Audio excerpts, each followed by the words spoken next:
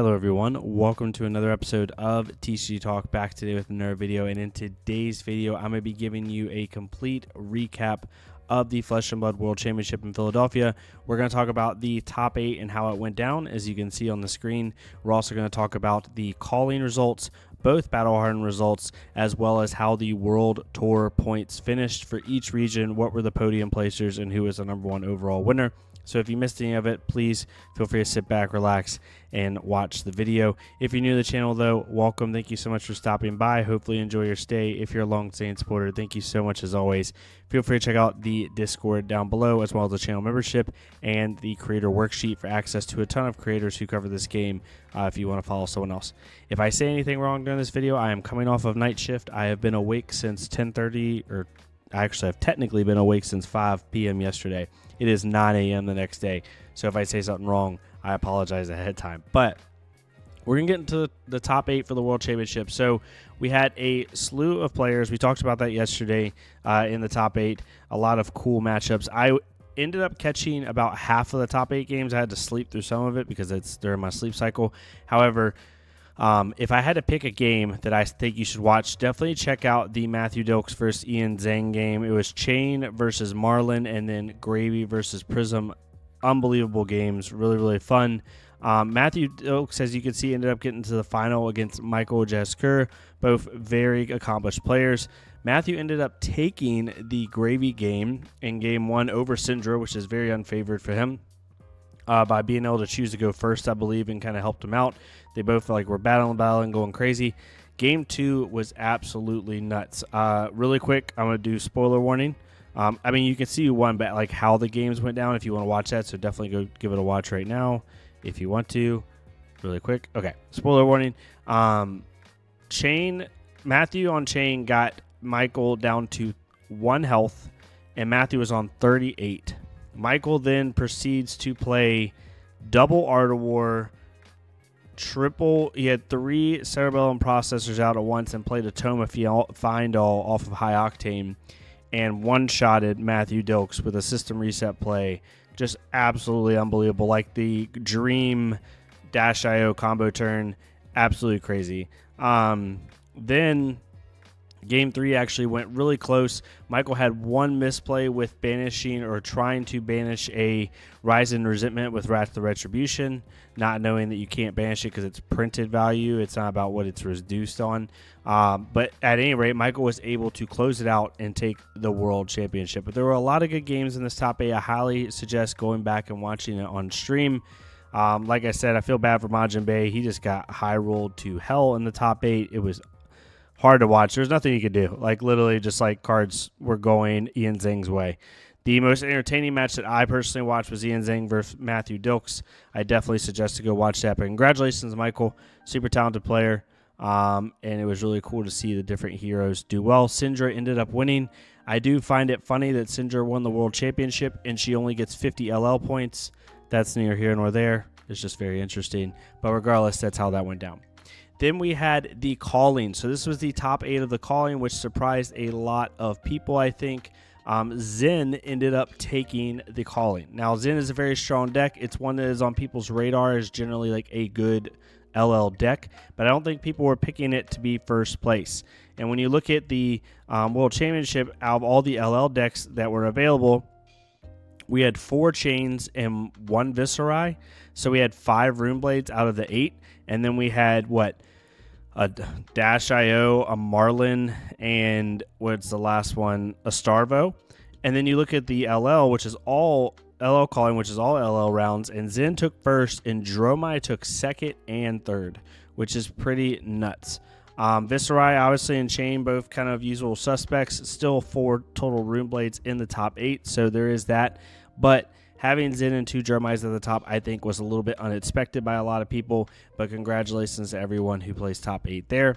We'll have to see how LL gets altered moving forward. I know LSS is probably going to have to go back to the drawing board a little bit in terms of the format. And I know we're going heavy into Sage for competitive play, so hopefully it'll give LSS enough time to kind of reformat, retool this LL format and make it a little bit better from a play perspective. I know people said it had a lot more depth than they realized, and I'm glad people see it that way. I personally, with LL, I don't enjoy playing it at all. I do love watching it. It's really kind of a weird dichotomy. I don't like playing it, but I like watching it. It's really funny. Then we had the two CC Battle Hardens, the revered Battle Harden and the reviled one. This was the revered one. Alexander Vore, very well-known wizard player extraordinaire, won it on Acilio, with Jacob Clements on Arachne Marionette getting second. So two very high, well-known names at first and second. Kevin Murphy from the Table Pit. I don't know if y'all know Kevin. Definitely go check out the Table Pit. They are in the creator worksheet down below. End up getting top 8 on Prism, which is really cool. We had another Acilio, a Syndra, a Jarl, a KO, and a Dorinthia. So we ended up having 7 different heroes in the top 8, which kind of brings me to a point of, like, I think a lot of people are expecting maybe a ban for Syndra. I don't think Syndra needs a ban. I think Syndra's very good.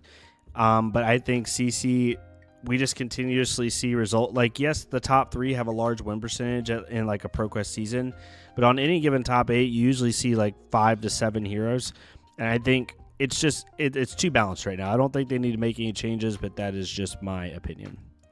And then we had the reviled Battle Harden top 8, where Shoma Yamamura won on Kasai. He abandoned Ira. Of course he didn't. No, I'm just kidding. It's totally fine. Ended up winning on Kasai. Kasai's been a hero that a lot of people have been generally higher on as time has gone on, closer to the World Championship. So it's cool to see Shoma Yamamura perform with that hero. We then had Daniel Rakowski, an Arachne Marionette from Team Runaways, do really well. And then a slew of other really good players. We had 2 Verdances, a Dorinthia. So we had 2 Dorinthias, one in each Battle Harden, get top 8, which is really cool to see. This Battle Harden was a little bit more top heavy. It had 4 Verdances in it. But a Jarl made top 8 in both, and a Dorinthia made top 8 in both, and a Marionette made top 8 in both. So that is something to see. When it comes to the World Tour point system, right, like there was a competition for each region as well as an overall winner. Brody Spurlock ended up being the overall winner at 157 points, so he not only got first place in Americas, but also first place overall in the world for World Tour points, gaining him that cash prize. I forgot the exact amount. It's a pretty good amount. Michael Vane got second, and Michael Hamilton got third.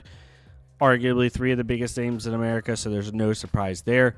We then had Europe, where Jacob Clements has just been killing it all season long. Did really good this year. As you can see, got a top 8 in the was it the Calling? Was it the Calling? I think it was Battle Harden. Ended up getting top 8, doing really well. And then Tommy Vicido, I hope I'm saying that correctly, Vicido, ended up getting 9th in the World Championship. I know he was really upset about that. He was on Arachne Marionette, but he did really well. And then obviously Pro Tour champion Arthur Trehay getting 3rd place in Europe. And then finally we had the APAC region. Now this one was so interesting. So Justin Chu ended up winning it with 72 points. And no disrespect to Justin, because Justin's an amazing player, but it's very funny because Pudding going into Worlds was in first place, and Sherry, I hope I'm saying that correctly, Mr. Wu, be the easiest way to say it. Mr. Wu was in second place, I believe. Neither one of them could attend World Championship. I know Pudding couldn't attend because of like visa issues, U.S. visa issues, or U.S. like entry issues. In some way, shape, or form, and Mr. Wu could not attend either. So even though they didn't even attend the World Championship, they still got second and third place. And seeing Justin up there makes sense. Justin's a fantastic player. I wish I would have been able to see Pudding and Wu be able to make it so we could have saw a real battle for the APAC region. I honestly think Pudding would have taken it. That's just my opinion. But regardless, you have a Pro Tour champion up there. You have a Calling and World Tour top placer with Pudding, and then you also have Justin, who's another fantastic player. So Brody ended up getting the overall World Tour points at 157, which makes complete sense. Brody constantly has really good performances, especially like the Battle Harden level. He travels a lot to do those, so it makes complete sense that he did that well. But overall, it's a great event to watch. It's really funny. I don't like playing LL, but I love watching it. So from a viewership perspective, this was one of my favorite events to watch in terms of like, just round and around and how things went down. But let me know what your thoughts are down below. I'm really excited for Sage. I probably won't do a whole lot during skirmish season in terms of like competing because Blitz is whatever. I might take Benji for fun. I think that's what I'll end up doing. But I am excited about Sage. I'm building Ira because obviously Ira is really good right now. But I'm also building Benji. I think Benji's better than people realize, and that's like real. It's not just a bias thing. But yeah, super excited for it. Let me know what your thoughts are down below. Did you enjoy watching the event? Hopefully this recap helped give you a little bit of insight on who won and why. And let me know what videos you want to see moving forward. I'm going to be doing some fun Ninja ones, like most underrated cards ever in history of Ninja, most overrated cards. Like just do some fun, like easy serving content that I enjoy talking about. But let me know if you want anything specific, and I'll definitely, hopefully, be able to gin it up. But thank y'all so much. Y'all have a great rest of your day. Please stay safe. Take care of each other. Be kind to each other. And I'll see y'all next time on TC Talk. Thank y'all so much.